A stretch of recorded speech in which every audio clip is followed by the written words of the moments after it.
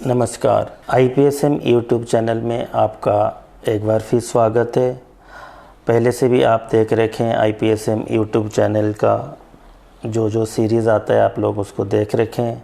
पिछले बार हम डिस्कस किए थे पैरामेडिकल कोर्सेज़ क्या क्या होता है और किसको हम पैरामेडिकल कोर्सेज़ कहते हैं। आज हम डिस्कस करेंगे कि पैरामेडिकल कोर्स जो होता है हम उसको कैसे चूज़ करेंगे।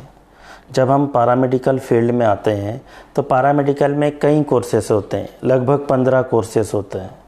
तो 15 कोर्सेस में आता है medical lab technology, radiology, optometry, anaesthesia, physiotherapy, cardiac care technology, ऐसा लगभग 15 कोर्सेस की हमारा पैरामेडिकल में आता है। तो हमारे लिए ये बहुत सारे कठिन हो जाता है कि हम कौन सा कोर्स को चूज़ करें, क्योंकि कोई बोल रहा है कि मेडिकल लैब टेक्नोलॉजी लेना चाहिए, कोई बोल रहा है कि रेडियोलॉजी लेना चाहिए, कोई बोल रहा है कि फिजियोथेरेपी सही है। तो हम कंफ्यूज हो जाते हैं, हमें क्या करना है, हमें कौन सा कोर्स पढ़ना है। क्योंकि हम तो बताए कि पैरामेडिकल फील्ड में हमें आना है, हमारा इंटरेस्ट पैरामेडिकल फील्ड में है। लेकिन जब हम पैरामेडिकल फील्ड में आते हैं फिर हम सोचते हैं कि इसमें से कौन सा कोर्स को हम चूज़ करें। इतने सारे कोर्स देख के हम अपने आप ही कंफ्यूज हो जाते हैं कि हमें कौन सा कोर्स करना चाहिए। क्या एक कोर्स करने के बाद मुझे कैरियर सही मिलेगा या नहीं मिलेगा। ऐसा तो नहीं कि हम कोर्स किए फिर छोड़ दिए, फिर दूसरा कोर्स किए फिर छोड़ दिए। हमें एक कोर्स को चूज़ करना है और उसको पूरा करना है और उसका आगे उसका जो स्कोप है उसको लेना है। तो पहले चीज़ हम आज डिस्कस करेंगे कि हम पैरामेडिकल कोर्स को कैसे चूज़ करें। पैरामेडिकल कोर्स चूज़ करने के लिए कोई एक क्राइटेरिया नहीं कि उसके अंदर हम आ जाए और सबके लिए हार्ड एंड फास्ट रूल है, सबको वही कोर्स करना है। कोई भी कोर्स चूज़ करने पहले हम डिसाइड करते हैं कि हमें पैरामेडिकल कोर्स करना है। फिर आता है कि हम पैरामेडिकल कोर्स के अंदर जब आ गए तो हमें चूज़ करना है कि कोर्स को कई क्राइटेरिया है, कई फैक्टर्स है जो हमारे लिए हम अपना पर आजमाते हैं। फिर सोचते हैं कि मैं इस कोर्स के लिए बेस्ट रहूँगा। पहला जो है वो है इंटरेस्ट यानी कि मैं एक इंडिविजुअल हूँ, मेरा ये सारे कोर्स में कौन सा कोर्स में ज़्यादा इंटरेस्ट है, मैं कौन सा कोर्स की तरफ ज़्यादा ओरिएंटेड हूँ। कई लोगों को ब्लड से डर लगता है तो वो लोग MLT यानी कि मेडिकल लैब टेक्नोलॉजी कोर्स नहीं करते हैं। कई लोगों को रेडिएशन से डर लगता है तो वो लोग रेडियोलॉजी कोर्स नहीं कर सकते हैं। तो पहले हमें देखना है कि मुझे इंटरेस्ट किस कोर्स में है। तो जिस कोर्स में मुझे इंटरेस्ट है फिर मैं उसी को शॉर्टलिस्ट करूं और उसी कोर्स को आगे करने की कोशिश करूं। ये पहले तो हो गया इंटरेस्ट। दूसरा आता है मेरा एजुकेशनल क्वालिफ़िकेशन। एजुकेशनल क्वालिफ़िकेशन जो होता है वो एक मेन फैक्टर्स होता है पैरामेडिकल कोर्स चूज़ करने के लिए। हम 10th पास है, 12th पास है, 12th में मेरा क्या सब्जेक्ट्स है, साइंस है या ह्यूमैनिटी है। साइंस है तो फिजिक्स केमिस्ट्री बायोलॉजी है या फिजिक्स केमिस्ट्री मैथ्स है। क्योंकि कई सारे कोर्सेस है उसके लिए जो क्वालिफ़िकेशन है वो प्री डिटरमाइंड है, क्यों पहले से फिक्स हो रखा है। मेरे पास 10th है तो मैं डिप्लोमा लेवल का कोर्स कर सकता हूँ। मेरे पास 10+2 साइंस है तो मैं diploma as well as degree level course कर सकता हूँ। फिर आता है मेरे पास 10+2 फिजिक्स केमिस्ट्री बायोलॉजी है तो कई कोर्स है जैसे कि फिजियोथेरेपी, नेचुरोपैथी, ये सारे कोर्सेज़ के लिए बायोलॉजी जो है वो कंपलसरी है। तो उस केस में मैं जब फिजियोथेरेपी करना चाहूँगा तो मेरे पास क्या होना चाहिए, फिजिक्स केमिस्ट्री बायोलॉजी होना चाहिए। तो ये था सेकंड क्राइटेरिया, एजुकेशनल क्वालिफ़िकेशन। मेरे पास जो क्वालिफ़िकेशन है उसके मुताबिक मैं कौन सा कोर्स कर सकता हूँ। फिर आते हैं तीसरा क्या है ना, फाइनेंशियल कंडीशन।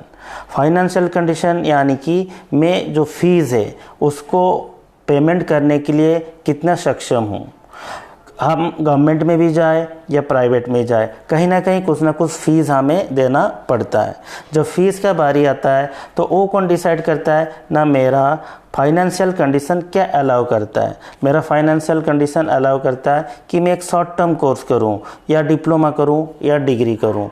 डिग्री करेंगे तो 3 साल, डिप्लोमा करेंगे तो 2 साल, सर्टिफिकेट कोर्स करेंगे तो 6 महीना या 1 साल। तो जब हम ड्यूरेशन बढ़ता है तो हमारा खर्चा भी बढ़ता है, फीस भी बढ़ता है। तो उसी हिसाब से हमें देखना है कि मेरा फाइनेंशियल कंडीशन किस चीज़ के लिए अलाउ कर रहा है। क्या मैं डिप्लोमा कर सकता हूँ, क्या मैं बीएससी कर सकता हूँ, या मैं सर्टिफिकेट कोर्स कर सकता हूँ। तो जब हम कोई भी कोर्स को चूज़ करें, ये भी एक फैक्टर्स है कि मेरा फाइनेंशियल कंडीशन मुझे अलाउ कर रहा है कि नहीं कर रहा है। फिर आते हैं ड्यूरेशन ऑफ कोर्स। अलग अलग जो कोर्सेस है वो लेवल ऑफ कोर्सेस होता है। शॉर्ट टर्म कोर्स होता है, लॉन्ग टर्म कोर्स भी होता है। शॉर्ट टर्म कोर्स यानी कि सर्टिफिकेट कोर्स होता है, 2 साल का डिप्लोमा कोर्स होता है, 3 साल का बीएससी कोर्सेस होता है। मुझे लग रहा है कि मैं ज़्यादा समय पढ़ नहीं सकता हूँ, मुझे जल्दी से जल्दी जॉब को लेना है, तो उस केस में मुझे क्या क्राइटेरिया चूज़ करना है कि duration of the course. Short term course करना है तो मुझे जल्दी जॉब करना है, मुझे जल्दी जॉब करने का कोई रिक्वायरमेंट नहीं है, तो मैं क्या कर सकता हूँ ना, मैं डिप्लोमा या बीएससी कर सकता हूँ। तो इस बेसिस पे हम चूज़ करेंगे कि course on the basis of जो ड्यूरेशन ऑफ कोर्स, उसके बेसिस पे मैं जब कोर्स कर रहा हूँ, हमारे अंदर कहीं का मन में होता है कि मैं गवर्नमेंट सेक्टर्स में जाना चाहता हूँ, गवर्नमेंट जॉब लेना चाहता हूँ, गवर्नमेंट में जो पैरामेडिकल जॉब निकलता है उसमें मैं अप्लाई करना चाहता हूँ।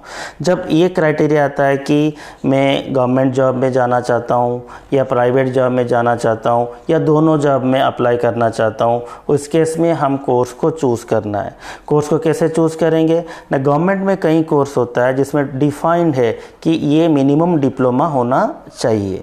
फिर आता है कि डिप्लोमा जो होता है वो सेल्फ सर्टिफिकेट भी होता है, डिप्लोमा भी जो होता है रिकॉग्नाइज्ड भी होता है। जब हम गवर्नमेंट सेक्टर्स में जाना चाहेंगे तो जो डिप्लोमा है वो क्या होना चाहिए ना, रिकॉग्नाइज्ड डिप्लोमा होना चाहिए, ताकि हम गवर्नमेंट सेक्टर्स में भी अप्लाई कर सकते हैं। जब हम रिकॉग्नाइज्ड डिप्लोमा या डिग्री नहीं करेंगे तो हम गवर्नमेंट सेक्टर्स में अप्लाई नहीं कर सकते हैं। तो ये चीज़ हमें ज़्यादा ध्यान रखना पड़ेगा। जब हम कहीं भी पढ़ाई कर रहे हैं तो हमें ये ध्यान रख के करना चाहिए कि क्या हम गवर्नमेंट में अप्लाई कर सकते हैं कि नहीं कर सकते हैं। जिसको है कि नहीं मुझे गवर्नमेंट में अप्लाई नहीं करना है, तो उनको प्राइवेट में भी कोर्स करे तो वो भी प्राइवेट में फिलिड होगा, उनके लिए भी कोई प्रॉब्लम नहीं है। मैं बार बार ये चीज़ बोल रहा हूँ, कोई एक हार्ड एंड फास्ट रूल नहीं है जो सबके लिए एप्लीकेबल हो।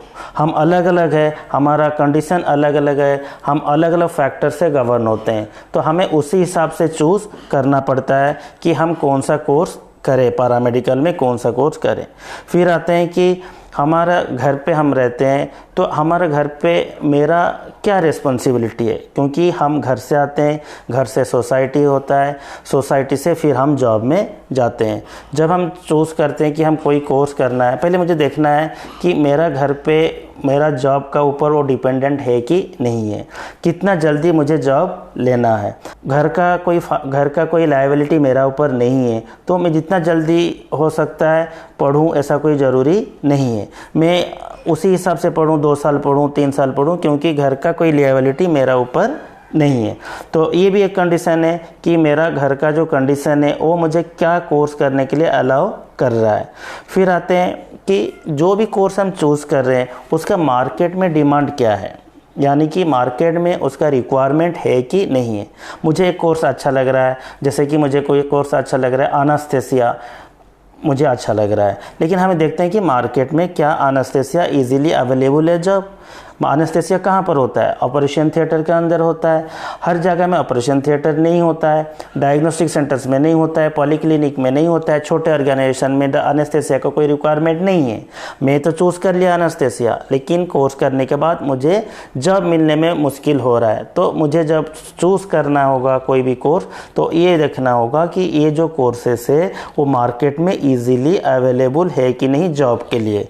जॉब के लिए जो ईजीली अवेलेबल नहीं है, हम ऐसा कोर्स नहीं करना चाहिए, ताकि हम कोर्स करने के बाद हम खाली बैठे। हम कोर्स ऐसा करना चाहिए जो मार्केट में उसका डिमांड हो। मार्केट में डिमांड किसका होता है ना, जिस चीज़ में मार्केट में लोगों का शॉर्टेज होता है उसका डिमांड ज़्यादा होता है। तो इसलिए हम कोई भी कोर्स चूज़ करने से पहले ये देखना है कि उसका मार्केट में डिमांड क्या है। फिर आते हैं कि कई लोग हम सोचते हैं कि मैं पढ़ाई करूँगा और एब्रॉड जाऊंगा, बाहर जाऊंगा, बाहर जॉब करूंगा। इंडिया का कंडीशन अलग है। इंडिया में जो कोर्सेज़ का डिमांड है, हो सकता है वो जो कोर्सेज़ का डिमांड बाहर नहीं है, यानी कि कोई भी गल्फ़ कंट्रीज़ हो, कनाडा हो, ऑस्ट्रेलिया हो, यूएस हो, तो वहाँ का डिमांड क्या है। जब हम कोई कोर्स चूज़ करते हैं और मुझे पता है कि मेरा एम जो है वो मुझे अब्रॉड जाना है, इस कंट्री पर्टिकुलर उस कंट्री में जाना है, तो हमें उस फैक्टर्स को ढूंढना पड़ेगा उस कंट्री में पैरामेडिकल में कौन सा फील्ड का डिमांड ज़्यादा है। तो फिर मैं स्टार्टिंग से उसी कोर्स को ही करना चाहूँगा जो उस कंट्री में डिमांड ज़्यादा है। तो आज हम ये सीखे, कोई एक पर्टिकुलर क्राइटेरिया नहीं है जिसको हम फॉलो करें और पैरामेडिकल कोर्स को चूज़ करें।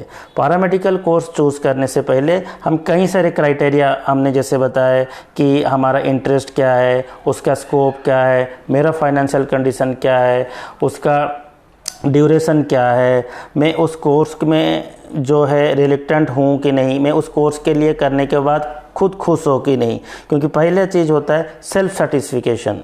Self satisfaction is the main thing. क्योंकि हम सेल्फ सेटिस्फाइड नहीं है, जो चीज़ मैं पढ़ रहा हूँ और उसी को बोल रहा हूँ ये अच्छा नहीं है, वो जो पढ़ रहा है वो अच्छा है, तो हम कोई डिसीज़न नहीं ले पाएंगे। पढ़ाई चलता रहेगा, फिर मेरा मन अशांत होता रहेगा कि क्या सही है क्या गलत है। पहले हम स्टार्टिंग से ही चूज़ करें, ये सारे फैक्टर्स के अंदर हम कोई भी कोर्स को चूज़ करें, फिर उसी कोर्स को करते रहे और सही मन से करें, इंटरेस्ट लेके करें, ताकि उसका प्रैक्टिकल और थियोरेटिकल नॉलेज हमें दोनों ही प्राप्त हो, ताकि हम सक्सेस हो पाए इस फील्ड में। इसलिए आज के इसी वीडियो में इतना ही है। अगले बार फिर मिलेंगे एक नया वीडियो के साथ, एक नया जानकारी के साथ। धन्यवाद।